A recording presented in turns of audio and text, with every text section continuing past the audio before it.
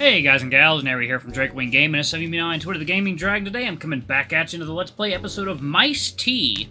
So y'all, before we jump into it, just wanted to let y'all know that our Patreon is now up. For as little as $5, y'all can help support the channel and get exclusive access to our community Discord server and full access to our upcoming Not Safe for Work videos. All that for as little as $5, y'all. Anyway, let's go ahead and jump right back in. Alarm Chan, you are up, and let's go. Alright. Trust. Alright. Open my eyes. Tell him you want to stay together. Yep. I don't think that's what I want. Oh. Wait. Did that day not get... Oh, no. Here we go. There. Alright, there we go. Okay. After setting Julie up at the store, Gavin walks the few blocks to the new Green Shark Convention Center. I've never been inside despite its proximity to Barlow's. There's no reason for me to attend the car shows, sports memorabilia conventions, and high school graduations that fill up its schedule. I might not have even known the convention was happening this weekend if I was working at the bookstore like usual. Get comfortable in there? It's odd to ask considering how much time I've spent in his pocket all week, but we're in a considerably different setting. As crowded as the train has been, it isn't nearly as hectic as the convention center. Yeah, I'm fine. Gosh, I didn't think it would be this crowded though. There's probably thousands of people here. I thought it would be just a dozen tables lining the walls of a ballroom. Yeah, New England Fur Fest is one of the larger cons on the East Coast. You mean there are bigger ones? Yeah, I think the biggest is the one in Chicago. More than 10,000 people will show up to that one. Really? I didn't know there were enough furries in the country to fill up a venue like that. I mean, there's a lot of them. Us. I can tell it takes some conscious thought to count himself as one, or maybe just to admit that to a friend. Not a ton of opportunities for offline socializing, after all. People kind of save it for these big cons. His statement is confirmed by the scene I see around me. It's all very convivial. There are booths selling things as you might expect, but a decent amount of people are simply talking. Large clusters of people do little else but laugh and converse. I imagine most of them are pockets of online friends meeting for the first time this year, if not ever. It's a lot more sociable than I expected, even though I didn't have much of an expectation to begin with. This is way more lively than the book signings and stuff I've been to. The people there are usually a little standoffish. Yeah, furries tend to be enthusiastic. Maybe to a fault, honestly. You, think you're staying pretty inconspicuous? We determined there was no point in attending the convention if I couldn't see anything, but I was still supposed to remain low profile. A mouse doll in someone's pocket wouldn't be out of line, we imagine, as long as Gavin didn't talk with anyone while my head peeked out. We hoped no one would look close enough to notice me. We're only talking now because he ducked out of the traffic of the concourse. I think so. If anyone asks any questions, we can just hightail it out of here. Was that a joke? No, but I should probably be careful with my idioms. Besides, a lot of people here are in way more impressive costumes. I don't think anyone's gonna notice a mouse in a pocket. Hopefully not. So, now that we're here, what do you want to do? Well, I'm so curious about a primer of some kind. Do they have anything like that? Truth be told, they kinda do. Seriously? Yeah, I was looking at the panels they have today, and one of them is So You've Been Dragged to a Furry Con. A decent amount of people here are only attending because of their boyfriend or girlfriend. They usually have one of these at every con. That describes me pretty well, though more accurately, I was carried here. Seems as good a place as any to start. Is it soon? Gonna be a few hours, actually. There's some other panels I thought you might be interested in, though. Oh. And there's one on transformation in the same ballroom as the one for new people. It's immediately before it on the schedule, too. I chuckle at how Gavin like he's being. Look who's being a big organized planning type. He blushes and looks away. Well, you're already taking a big initiative by coming here with me. It's still appreciated. Shall we go then? Yeah, I'll get us a nice isolated seat in the back. We wander off to one of the ballrooms around the edge of the main conference hall. It's a solid 3 hours of panels and talks before we're done with the impromptu itinerary Gavin's prepared for us.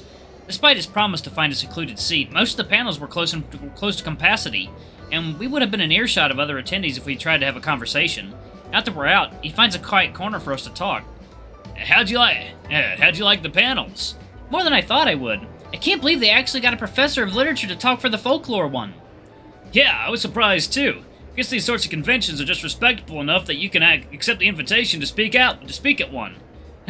I never would have made the connection between mythological part-human monsters and tropes with modern furry media. Second, y'all. It is drink time.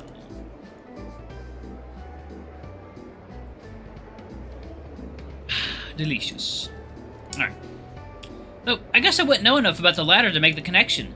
Yeah, though sometimes I think we kind of overstate those to make it sound like we're part of some grand legacy when we just like funny animal people. I don't know, there were some convincing arguments. It's fun to think about it either way.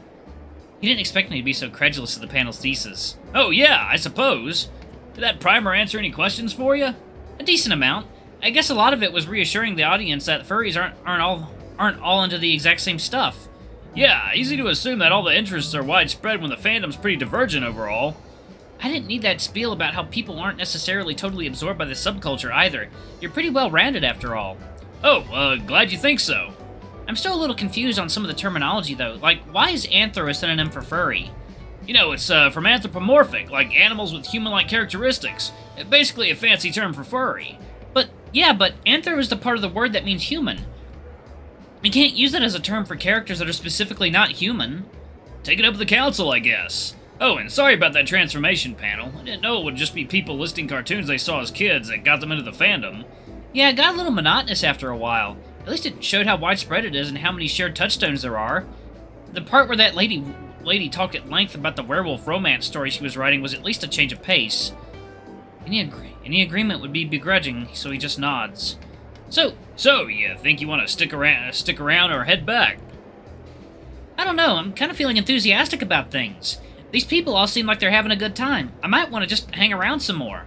Sounds fine with me. Want to talk around Artist Alley and the other booths? Sure, let's do it. Gavin heads into the depths of the convention floor that we've mostly been circling around. The throng of attendees is packed tight, and I spend most of my time tucked away in his pocket. He lets me claw open a little peephole in the fabric so I can look around.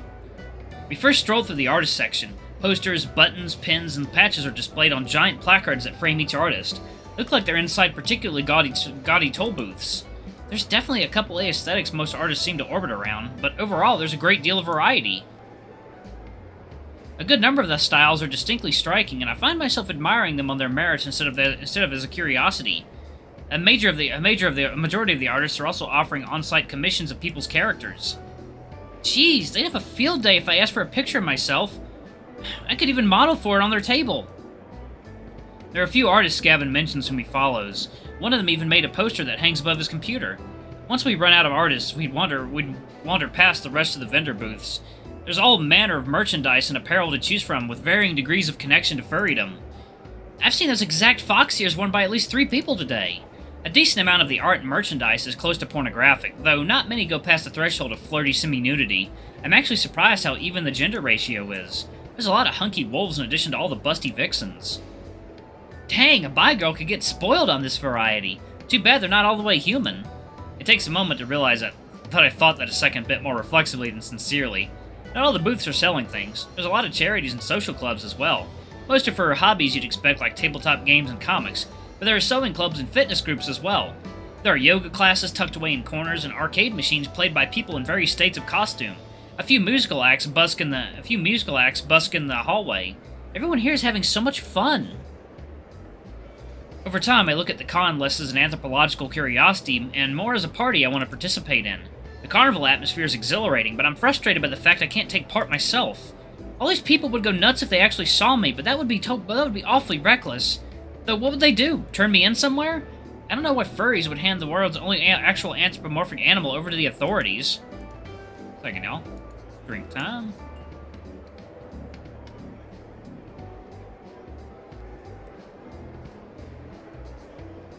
Seems like a waste to just stay hidden, but I can't think of a way to show myself without causing a scene. We've complicated a circuit of the show floor by late afternoon. We could spend more time on the floor if we had anything to buy or anyone else to talk to, but we've done all we can by browsing.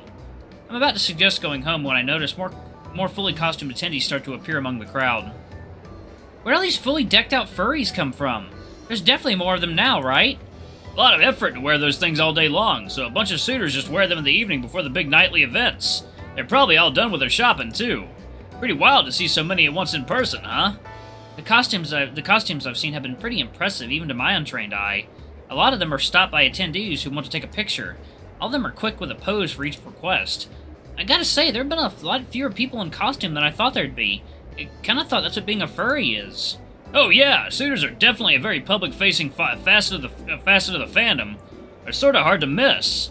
Are they only a small part of the subculture? Probably. Maybe more by circumstance than interest. What do you mean? I bet a lot more people would come in a fursuit if they could afford one. They can cost $5,000 or more depending on how elaborate they are. Puta mierda. They're really that expensive? Yeah, unless you make them on your own, and not many people have that skill set. I look back to the few costumed individuals I can see from our vantage point. The interest people take in them takes on a whole new context. Dang, no wonder people are so interested in them. This is like when dads bring their hot rods to car shows. That's actually not a bad analogy. There are a lot of famous furries who make or model fursuits. You can get pretty big depending on how elaborate or impressive they are. Several of the ones we've seen so far have been fairly involved. They're all cartoonish, though. I haven't seen anything that approaches the fidelity of, say, a special effects costume for film. Still, everyone seems very excited about the more professional-looking examples. These suitors can't go more than a few paces without being stopped for a photograph or conversation. I don't share their level of enthusiasm, not only because it's not quite my interest, but the costumes pale in comparison to what I've seen these last few days. The beginning as of an idea floated through a window in my mind. Have you ever wanted to own a suit? I don't know. I never thought about it much. They cost so much, and I'm sort of on the periphery of the fandom. They really seem all that feasible. Would you want to try it, though? I guess so. They always seem like they're having a good time, and it's fun to show off, I suppose. Some appeal to getting that much attention and still staying anonymous, I'll admit. Let's have you do it today, then. Oh, I probably should have been clearer. You don't really go to a con and buy something off the rack. They're custom pieces you commission. Takes a few weeks to make, actually. We don't have to buy one for you to have the same experience. I can't tell if he's caught on yet. I'm not quite sure what you mean. Let's have you drink some tea and hang around at the con. I can feel his heart speed up in his chest. That, sounds kind of risky. Yeah, but you look way more impressive than anyone else here. All these mascots are gonna have nothing on you. His heartbeats get stronger on top of being faster. Weren't we trying to stay inconspicuous? Yeah, but that was before I knew there was this whole thing around suits. This seems like a big opportunity for you. You get to make a big splash in this world you've looked at from the sidelines. Wouldn't people be able to tell that I'm not in a real costume? Frankly, this would be the one venue where people would assume you are in a costume. If he keeps sweating at this rate, I'll feel it through his vest. How long did it take you to meditate back to normal last night? Oh, well, about 30 minutes. Took a while to calm down once you left, though. So you wouldn't have to leave the convention center in bird form. Do they have a changing room for people to get in and out of their suits? I'm pretty sure. Then you have a spot to do the transformations in private. If I didn't have such a close look at his face, I wouldn't be able to see how much the idea intrigues him. Second, y'all. Break time.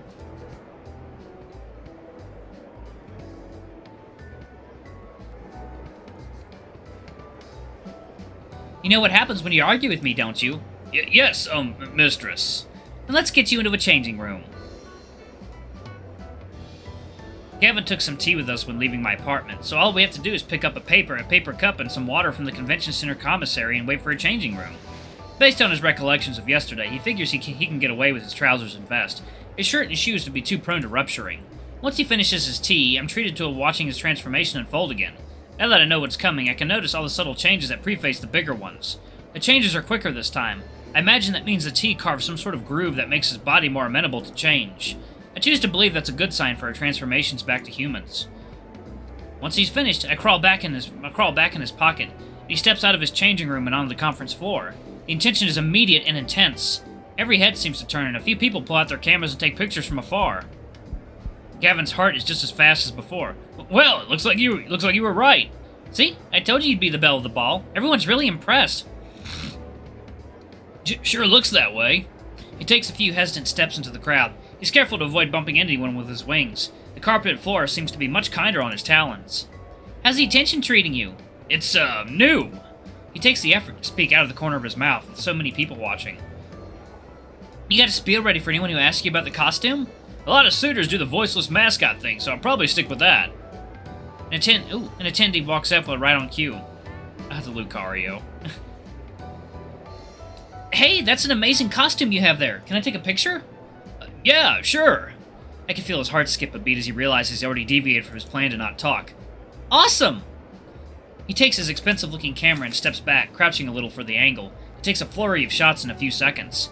Thanks! What's the character name, species, and pronouns? This'll be for the con's webpage. Oh, I'm Gavin. He, him, and I'm a brown falcon. He keeps his facial movements stiff, as if mimicking what a costume would be capable of. Got it. I'm sure you've heard this already, but that's probably the most impressive fursuit I've ever seen. Geez, thanks. Alright, y'all, I'm gonna go ahead and pause it right there. Thank you all so much for watching. Don't forget to like, comment, subscribe, ring that notification bell, leave a super thanks, search if you can, it always helps. Don't forget to check out that Patreon, y'all. Anyway, I love you all. I'll see you in the next video. Bye-bye!